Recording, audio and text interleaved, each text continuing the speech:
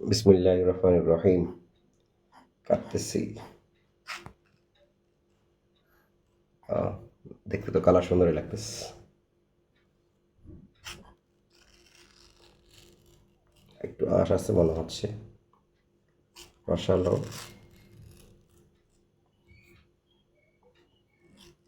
Bricks metre নাই, আমাদের জিব্বাইতে bricks metre.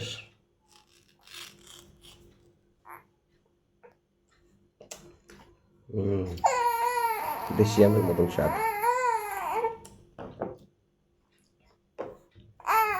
Colour সুন্দর, আমের কালার সুন্দর। দেখা যাক টেস্ট করে কি অবস্থা।